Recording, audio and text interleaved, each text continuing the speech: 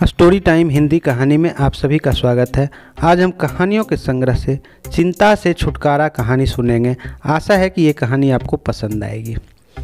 पुराने समय की बात है। एक राज्य में एक राजा राज्य करते थे। उसका राज्य बहुत ही खुशहाल था। धन्य धन की उसके राज्य में कोई कमी नहीं थी। राजा और प्रजा खुशी खुशी जीवन यापन कर रहे थे। एक साल उस राज्य में भयंकर अकाल पड़ा। पानी की कमी से फसलें सूख गई। ऐसी स्थिति में किसान राजा को लगान नहीं दे पाया। लगान नहीं मिलने के कारण राजस्व में कमी आ गई और राजकोष खाली होने लगा। यह देखकर राजा चिंता में पड़ गए। हर समय सोचते रहते थे कि राज्य का खर्चा कैसे चलेगा। अकाल का समय निकल गया। स्थिति फिर से पहले जैसी हो गई, परंतु राजा के मन से चिंता दूर नहीं हुई। उसके मन में यही रहता था कि पुनः अकाल पड़ गया तो क्या करेंगे। अन्य चिंताएं भी राजा को घेरने लगी। पड़ोसी राज्य का आक्रमण, मंत्रियों का षड्यंत्र जैसी कई चिंताओं ने उसकी भूख और रात की नींद छीन ली। वह अपनी हालत से बहुत परेशान था।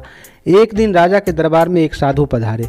राजा ने अपनी समस्या साधु को बताई और उसे दूर करने का उपाय पूछा। साधु राजा की समस्या अच्छी तरह समझ गया और बोले, राजन, तुम्हारी समस्या का जड़ राजपाट है। अपना राजपाट पुत्र को देकर चिंता से मुक्त हो जाओ।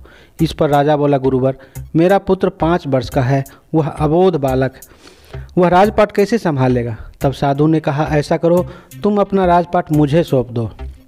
राजा तैयार हो गया। उसने अपना राजपाट साधु को सौंप दिया। उसके बाद साधु ने पूछा, अब तुम क्या करोगे। राजा बोला, सोचता हूँ कि अब कोई व्यवसाय कर लूँ, लेकिन इसके लिए धन की व्यवस्था कैसे करोगे। अब तो राजपाट सब मेरा है। साधु ने कहा, राजकोष के धन पर भी मेरा अधिकार है।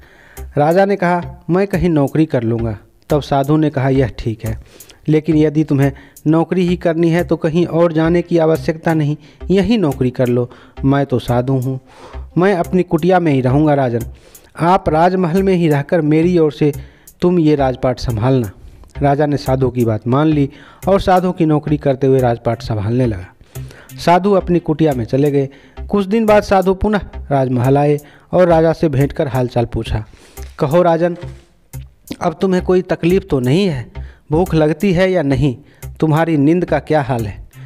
गुरुवर, अब तो मैं खूब खाता हूँ और गहरी नींद सोता हूँ। पहले भी मैं राजपाट का कार्य करता था और अभी भी करता हूँ, फिर ये परिवर्तन कैसे, यह मेरी समझ के बाहर है। राजा ने अपनी स्थिति बताने के साथ ही प्रश्न पूछ लिया। साधु मुस्कुराते हुए बोले, राजन, पहले तुमने काम को बोझ बना लिया था और उस बोझ को हर समय अपने मस्तिष्क पर ढोया करते थे, किंतु राजपाट मुझे सौंपने के बाद तुम समस्त कार्य अपने कर्तव्य समझकर करते हो, इसलिए तुम चिंता मुक्त हो। इतना कहकर साधु अपने कुटिया में चले गए और राजा पहले की तरह राजकाज में लग गया। यह कहानी आपको कैसी लगी हमें कमेंट्स में बताएं और चैनल को सब्सक्राइब करें। धन्यवाद।